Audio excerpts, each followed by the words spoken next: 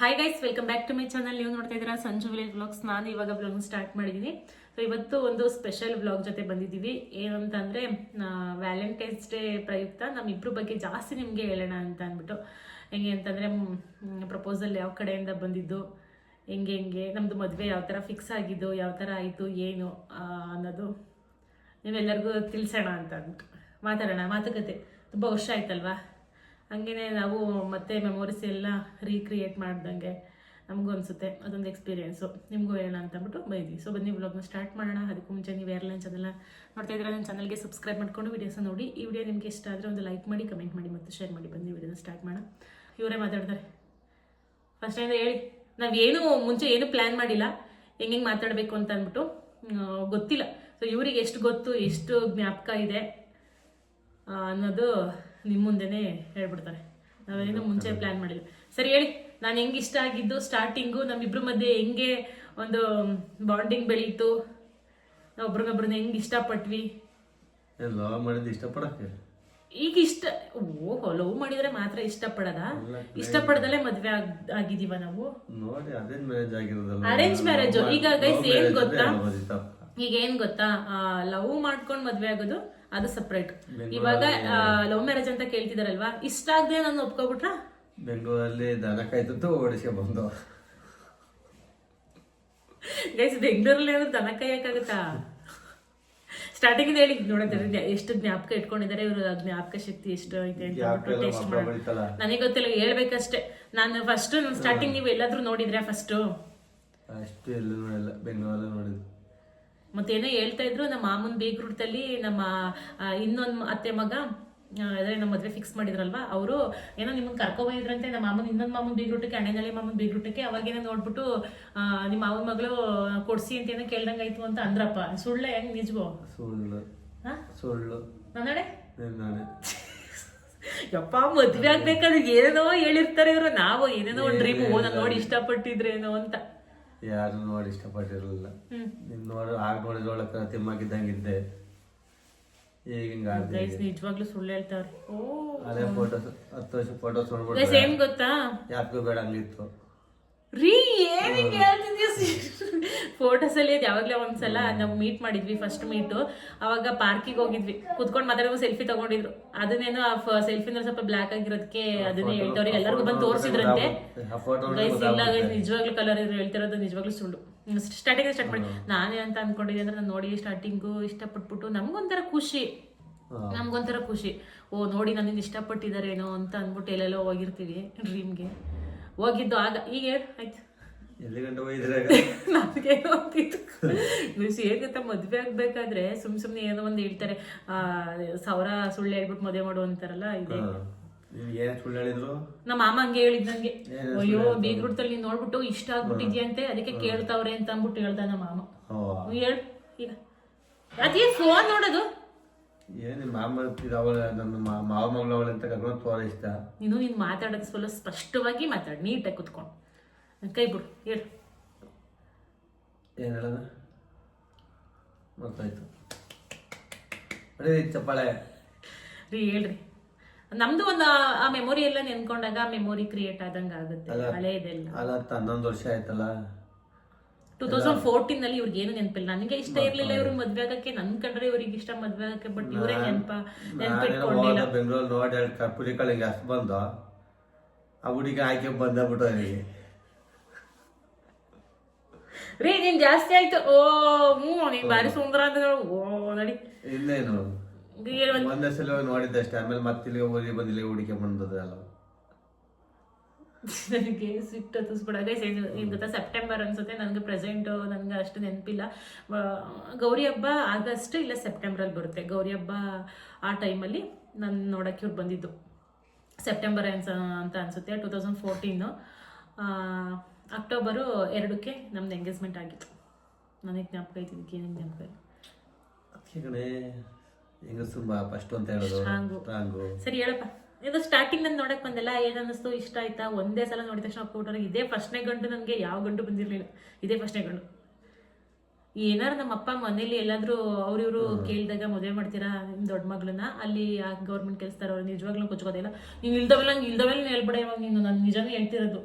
ಅದು ಈ ಮಧ್ಯಕ್ಕೆ ಏನಾದ್ರು ಒಂದ್ ಹೇಳ್ಬಿಡ್ತೀವಿ ಇವಾಗ. ಗೌರ್ಮೆಂಟ್ ಕೆಲ್ಸದಲ್ಲಿ ನಿಜ ತುಂಬಾ KBL ಇರೋರು ಕೇಳೋರೆ, ಪೊಲೀಸ್ ಕೇಳೋರೆ, ಕೇಳಿದಾರೆ. ಬಟ್ ಆ ಕಡೆ ಆದ್ರೆ ಅಕ್ಕಪಕ್ಕದ ಮನೇಲಿ ಅಜ್ಜಿದಿರ್ತಾರಲ್ವಾ ಅವರೆಲ್ಲ ಕೊಟ್ಟು ಮಾಡೋದಕ್ಕೆ ಹಿಂಗೆ ದಲ್ಲಾಳಿ ತರ ಕೊಡ್ತೀರಾ ಮದುವೆ ಮಾಡ್ಕೊಳ್ತೀವಿ ಅಂತ ಅಂದ್ಬಿಟ್ಟೆಲ್ಲ ಕೇಳಿದಾಗ ನಾನೇನು ಗೊತ್ತಾ ಅವ್ರ ಕೊಟ್ಟೆ ಜಗಳಕ್ಕೆ ಹೋಗಿವೆ.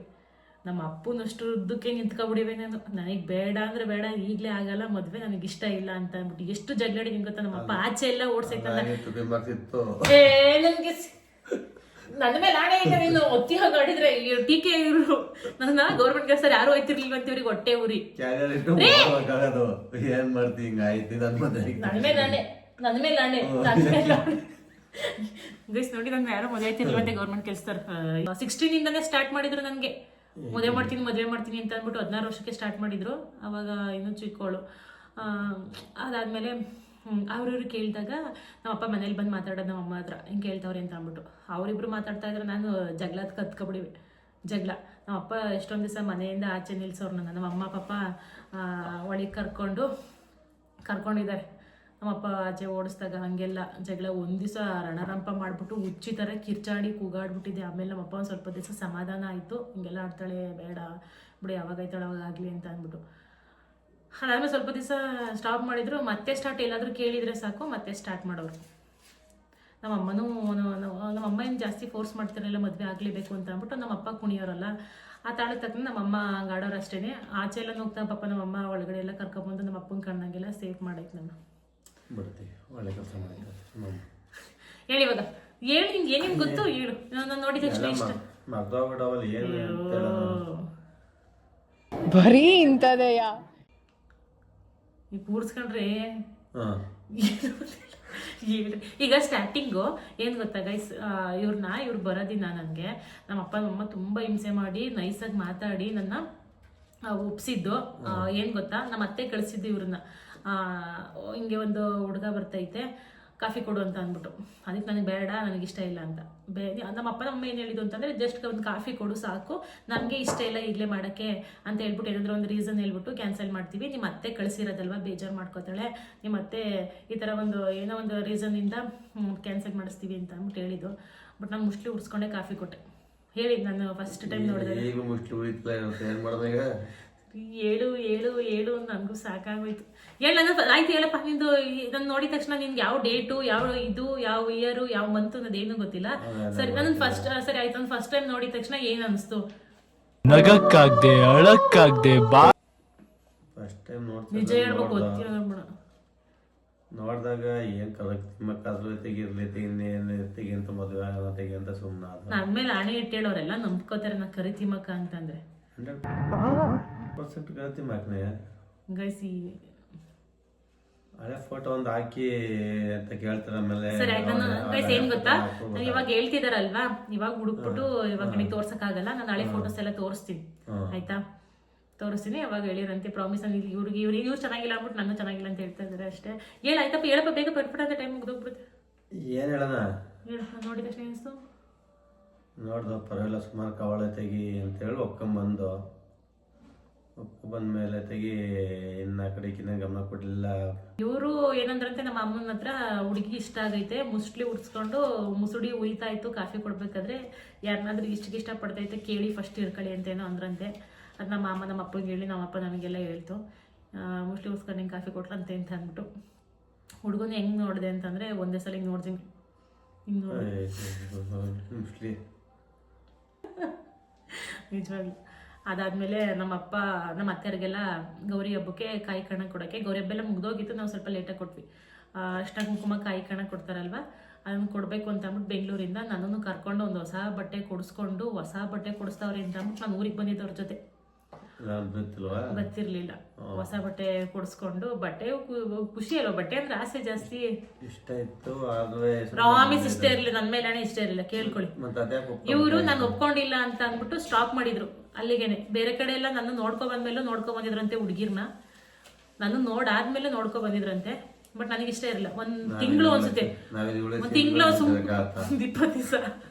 ಒಂದು 20 ದಿನ ಆದ್ಮೇಲೆ ಗೌರಿ ಕಾಣ ಕೊಡೋಕ್ಕೆ ನಮ್ಮ ಅತ್ತೆಯರಿಗೆ ನಮ್ಮ ಅಪ್ಪ ನಮ್ಮಮ್ಮ ನನ್ನನ್ನು ಕರ್ಕೊಂಡು ಹೊಸ ಬಟ್ಟೆ ಕೊಡಿಸ್ಕೊಂಡು ನಾನು ಹೊಸ ಬಟ್ಟೆ ಕೊಡಿಸಿರೋ ಸಿರಿಲ್ ಬಂದೆ. ನಮ್ಮ ಅಣ್ಣನಲ್ಲಿ ನಮ್ಮ ಅತ್ತೆ ನಮ್ಮ ಮಾವ ಫುಲ್ ನೈಟ್ ಎಲ್ಲ ಕುತ್ಕೊಂಡು ಮೈಂಡ್ ವಾಶ್ ಮಾಡಿದ್ರು ನನಗೆ.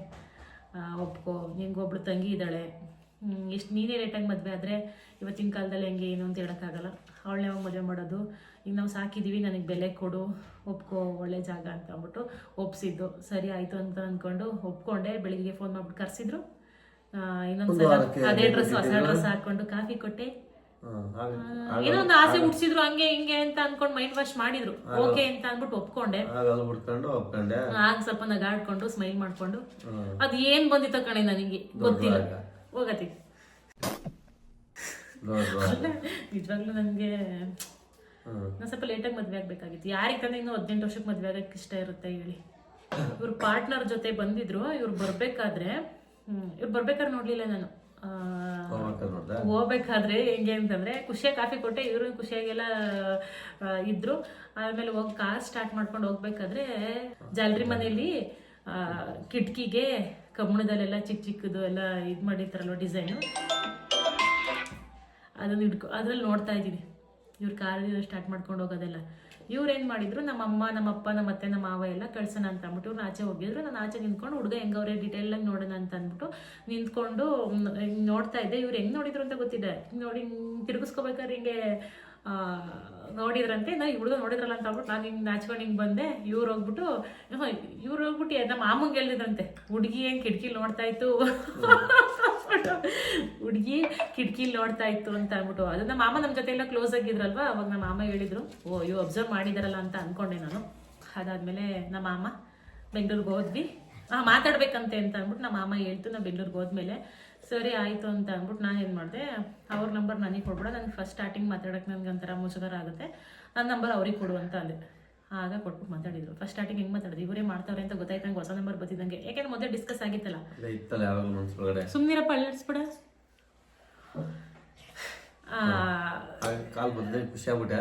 ಏನ್ ಖುಷಿ ಏನಲ್ಲ, ಫಸ್ಟ್ ಮಾತಾಡೋದು ಏನೋ ಒಂದು ಎಕ್ಸ್ಪೀರಿಯನ್ಸ್ ಚೆನ್ನಾಗಿತ್ತು.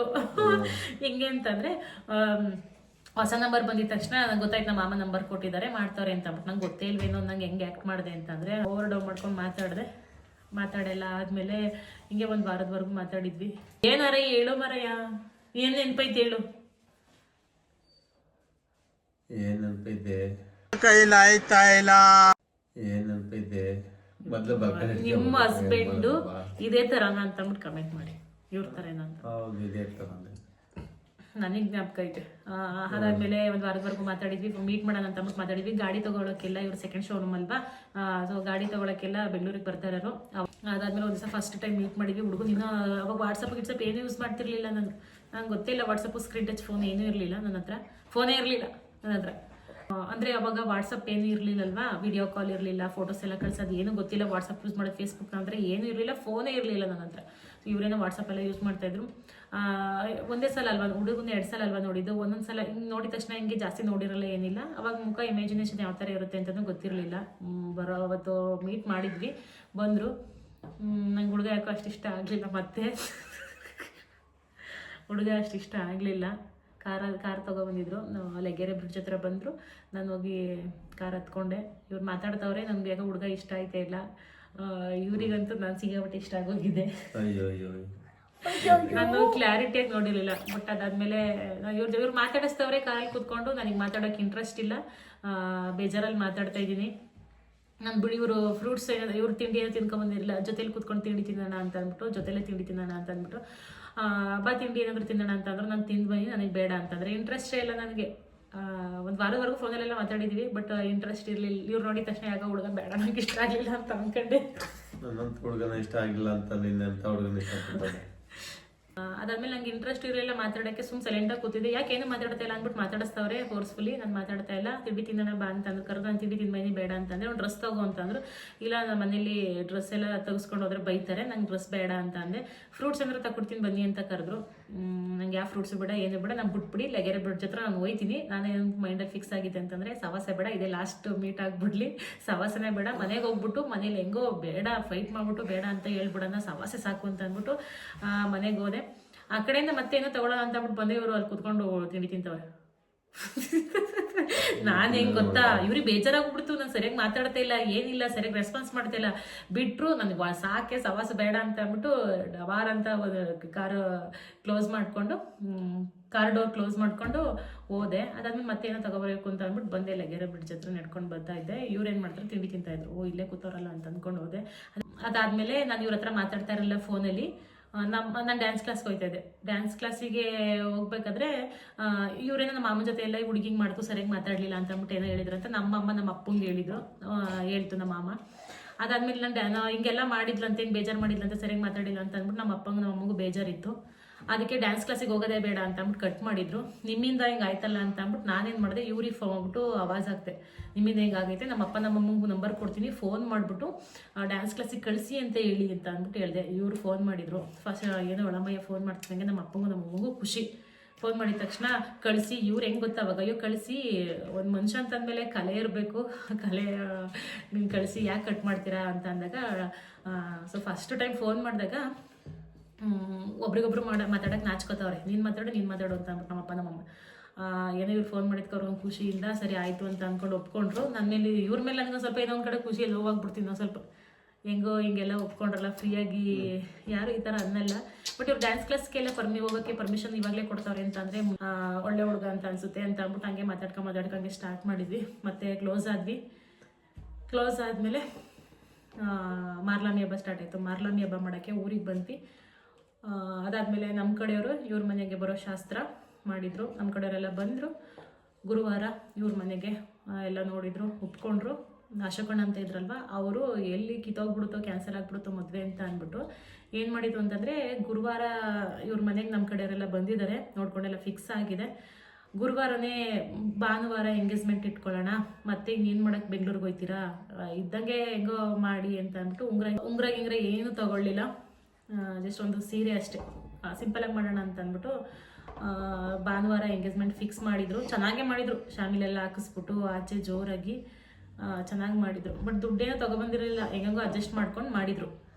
ಅದಾದಮೇಲೆ ಎಂಗೇಜ್ಮೆಂಟ್ ಎಲ್ಲ ಮಾಡಿ ಆದಮೇಲೆ ಬೆಂಗಳೂರಿಗೆ ಹೋದ್ವಿ. ಒಂದು 4-5 ದಿನ ಬಿಟ್ಕೊಂಡು ನಾವು ಅಕ್ಟೋಬರ್ 2ರಲ್ಲಿ ನಮ್ಮದು ಎಂಗೇಜ್ಮೆಂಟ್ ಆಗಿದ್ರು. ಜಾನ್ವರಿ 28, 29ಗೆ ನಮ್ಮ ಮದುವೆ. ಇವ್ರು ಏನು ಮಾತಾಡ್ತಿದ್ರಲ್ಲ, ಸುಮ್ಮನೆ ಕೂರಿಸ್ಕೊಂಡಿದ್ದೆಪ್ಪ ನೀನು ನಥಿಂಗ್ ಹೇಳು. ಆಮೇಲೆ ಏನ್ ಗೊತ್ತಾ, ಬೆಂಗಳೂರಲ್ಲಿ ಮದುವೆ ಮಾಡೋದು ಬೇಡ ಅಂತಂದ್ರೆ ನಮ್ದೆಲ್ಲ ಪ್ರಾಪರ್ ಇಲ್ಲೇ ಅಲ್ವಾ ಇರೋದೆಲ್ಲ, ನೇಟಿವ್ ಇದೆ ಅಲ್ವಾ, ಅಲ್ಲೆಲ್ಲ ಮಾಡಿದ್ವಿ. ಇಲ್ಲೆಲ್ಲ ಬೇಡ ಅಂತ ಅಂದ್ಬಿಟ್ಟು ಇಲ್ಲೇ ಸ್ವಂತ ಮನೆ ಎಲ್ಲ ಇತ್ತಲ್ವ ಊರಲ್ಲಿ, ಚಂದ್ರಾಯಪಟ್ಟಣದ ಚೌಟ್ರಲ್ಲಿ ಮದುವೆ ಮಾಡಬೇಕು ಅಂತ ಫಿಕ್ಸ್ ಆಗಿದ್ದು. ಅದಾದಮೇಲೆ ಮನೆಯೆಲ್ಲ ಇಲ್ಲಿ ಹಳೆ ಮನೆ ನಮ್ಮದು, ಸುಮಾರು ತಕ್ಕಮಟ್ಟಿಗೆ ರೆಡಿ ಮಾಡಿಸಿದ್ವಿ. ಆ ಟೈಮಲ್ಲಿ ನಾವು ಎಲ್ಲೆಲ್ಲಿ ಹೋಗಿದ್ದೀವಿ ಅಂತಂದರೆ, ಅಂದರೆ ಮದುವೆ ಹತ್ತತ್ರ ಎಲ್ಲ ಊರಿಗೆ ಬಂದ್ಬಿಟ್ವಿ. ನಮ್ಮ ಫ್ಯಾಮಿಲಿ ಎಲ್ಲ, ನಮ್ಮಪ್ಪ ನಮ್ಮ ತಂಗಿ ಎಲ್ಲ ಊರಿಗೆ ಬಂದ್ವಿ. ನಾವು ಇದ್ದಿದ್ದು ಅತ್ತೆ ಊರಲ್ಲಿ, ಹಣ್ಣೇನಹಳ್ಳಿಲಿ. ಅಮ್ಮನ ಊರಿಗೂ ಮತ್ತು ಅತ್ತೆ ಊರಿಗೂ ಅಪ್ ಆ್ಯಂಡ್ ಡೌನ್ ಮಾಡ್ಕೊಂಡು ಮನೆಯೆಲ್ಲ ರೆಡಿ ಮಾಡಿಸ್ಕೊಂಡು, ಮದುವೆ ಒಂದು ತಿಂಗಳೈತೆ ಅನ್ನೋಂಗೆ, 1.5 ತಿಂಗಳೈತೆ, 1 ತಿಂಗಳೈತೆ ಅನ್ನೋಂಗೆ ಎಲ್ಲ ಖಾಲಿ ಮಾಡ್ಕೊಳ್ಳಿ. ಬಟ್ ಬಂದ್ವಿ, ಮದುವೆ ಕೆಲಸ ಎಲ್ಲ ಇತ್ತು ಅಂತ ಅಂದ್ಬಿಟ್ಟು. ಆ ಟೈಮಲ್ಲಿ ಎಲ್ಲೆಲ್ಲಿ ಹೋಗಿದ್ದೀವಿ ಅಂತ ಅಂದರೆ, ನಾವು ನಮ್ಮ ಅತ್ತೆ ಮನೇಲಿದ್ದಾಗ ಇವರು ಒಂದು ವಾರಕ್ಕೆ 3-4 ಸಲ ಬರ್ತಾರೆ, ನೋಡ್ಕೊಂಡು ಹೋಗ್ತಾರೆ. ನಮ್ಮ ಅತ್ತೆ ಹಣ್ಣಲ್ಲಿ ಅತ್ತೆಗೆ ಏನು ಸೀಮೆ ಗೆಲ್ದೊಳಗೆ ಕಟ್ಕೊತಿದ್ದೀನಿ ಅಂದಂಗೆ, ಮುಂಜಾ ವಾರಕ್ಕೆ 3 ಸಲ ಬರ್ತಾನಪ್ಪ ಅಂತ ಅಂದ್ಬಿಟ್ಟು ಅವ್ರಿಗೆ ಹೇಳೋದು, ಬರ್ತಾಯಿರೋದು ಹೋಗ್ತಾ ಇರೋದು. ಅದಾದಮೇಲೆ ನಾವು ಎಲ್ಲಿಗೆ ಹೋಗಿದ್ವಿ ಅಂತಂದರೆ, ಎಲ್ಲಿಗೆ ಹೋಯ್ತು ಹೇಳಪ್ಪ ಇದಾರವತಿ? ಆಮೇಲೆ ಬೆಳ್ಗುಳಕ್ಕೆ ಹೋಗಿದ್ದೀವಿ. ಒಳ್ಳೊಳ್ಳೆ ಹೋಟ್ಲಲ್ಲಿ ಊಟ ಮಾಡಿದ್ದೀವಿ. ಅದು ಇದು ಪರ್ಚೇಸಿಂಗ್ ಅಂತಂದರೆ ಡ್ರೆಸ್ ಗಿಸ್ ಎಲ್ಲ ಕೊಡ್ಸೋಕೆ ಕರ್ಕೊಂಡು ಹೋಗೋರು.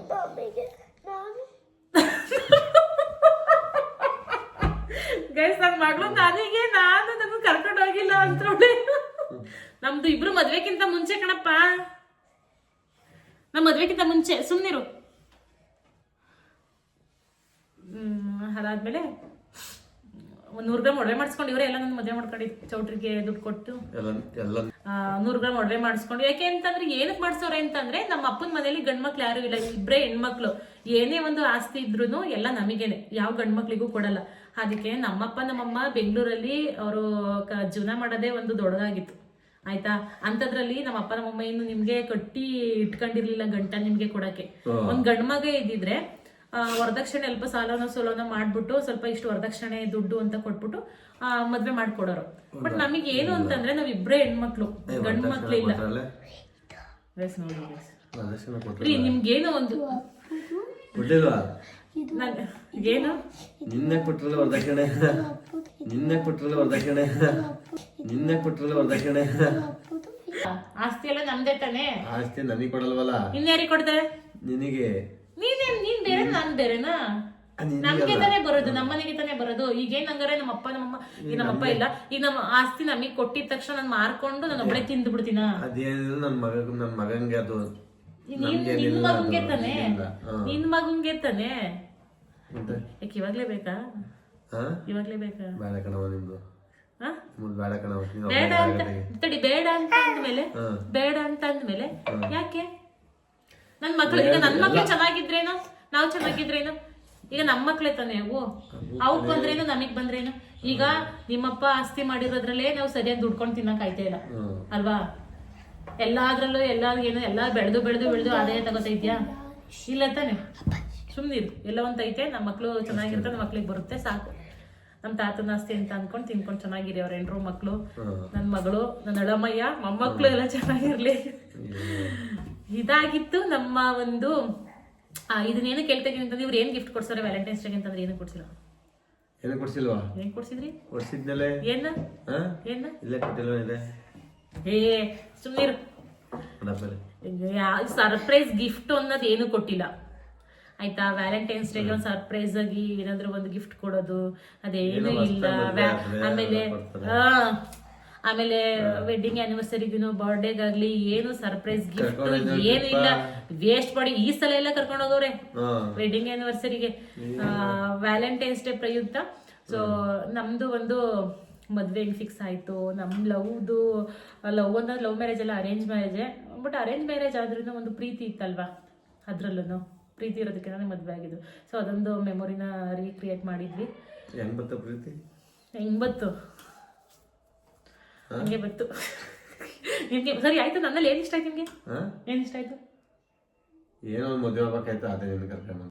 ಏನೋ ಒಂದು ಮದುವೆ ಆಗ್ಬೇಕಾಯ್ತು, ಅದೇ ನಿನ್ನ ಕರ್ಕೊಂಡು.